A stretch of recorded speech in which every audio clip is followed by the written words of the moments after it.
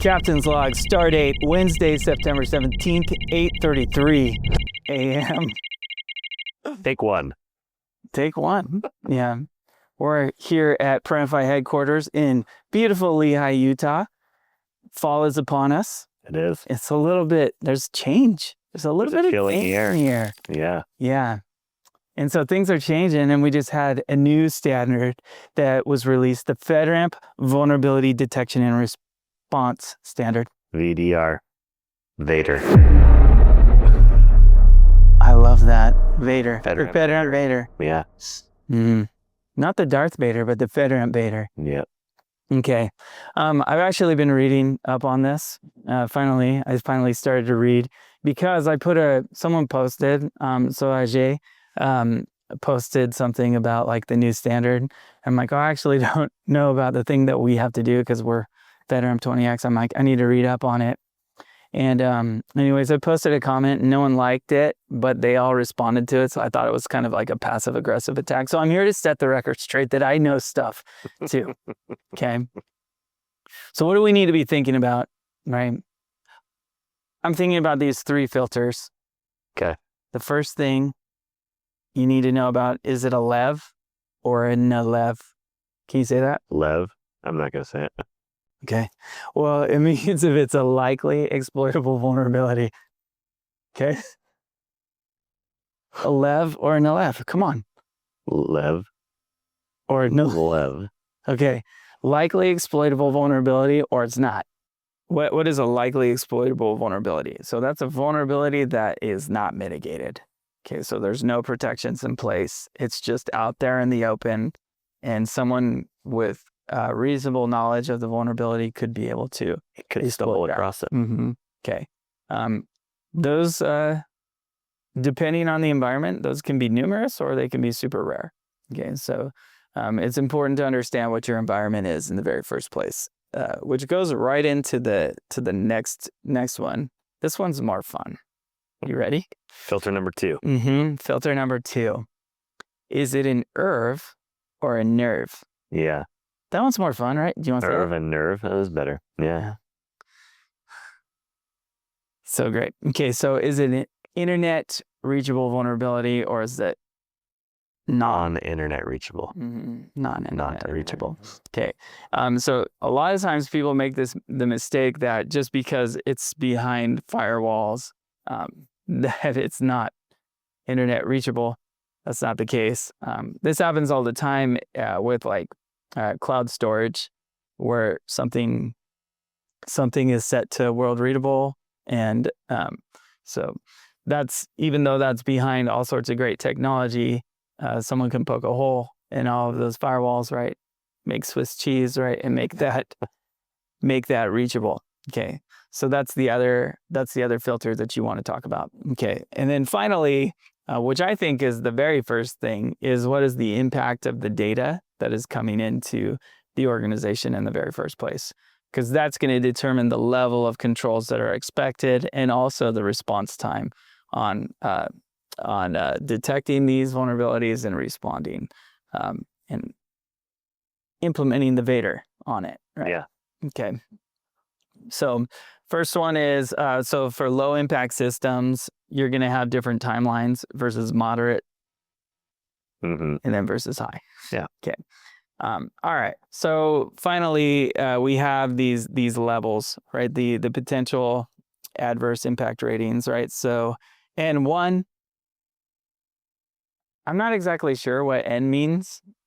Number 1. Okay. I'm sure it's something clever, right? I'm sure it's something clever. And I think they like it being clever. But for us, it's just, I look at this as informational.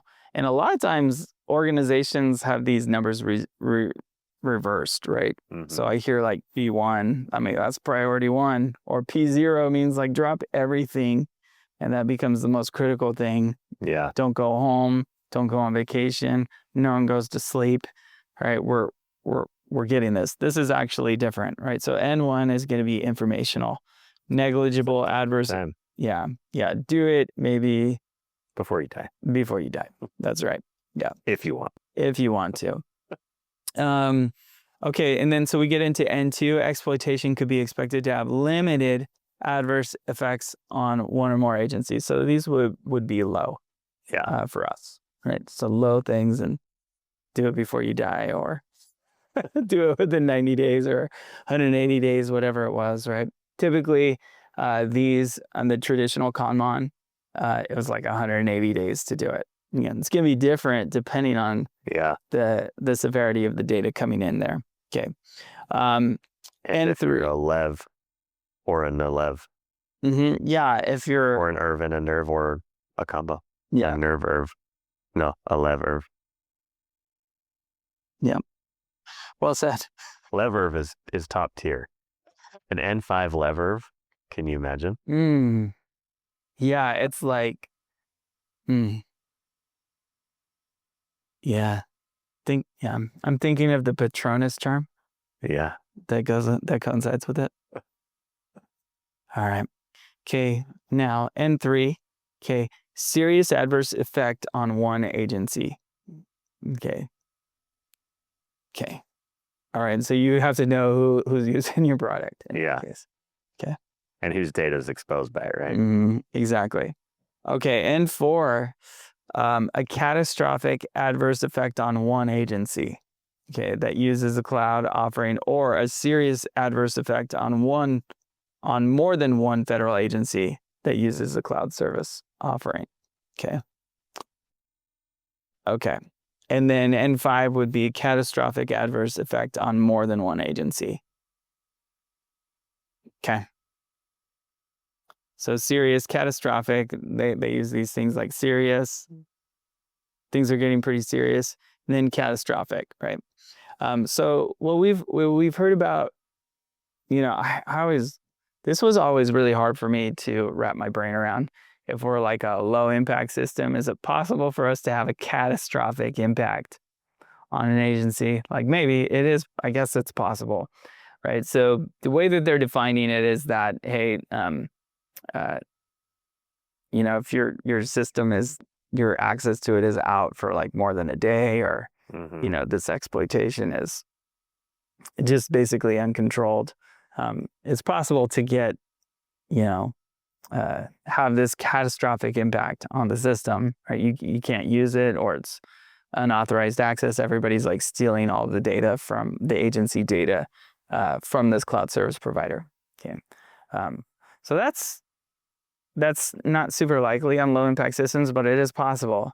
And so there are different time frames for these, right? So we can post these. We'll just post what those are, right? The time frames are for if you're a low impact system and it's a LEV, and it's an N5. Okay, you have 4 days to do it if you're a low system, which is faster than like the high impact systems, like in the old process. Yeah. It's like, hey, do this in 30 days. Yeah, and for a high impact system, LEV, IRV, N5, you've got 0.5. Half a day. Yeah, half a day. Yeah. You better get it. It's a pants on fire situation. That's right. And then for moderate systems, it's going to be 2 days, right? Like in between that.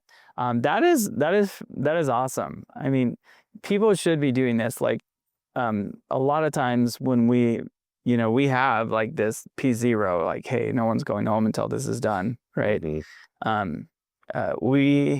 We've had some of those on like the bug side, nothing on the functionality side. On the functionality side, right? Yeah, like mistakes happen, but we take it really serious, right? And so we're going to fix those as soon as possible.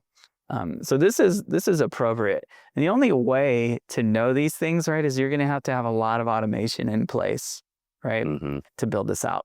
Tools are going to be crucial. Absolutely. So these are things that we should be doing anyways. The things that are not important, don't worry about those. Okay, but the things that are important, you definitely want to automate those and have a good process in place to respond.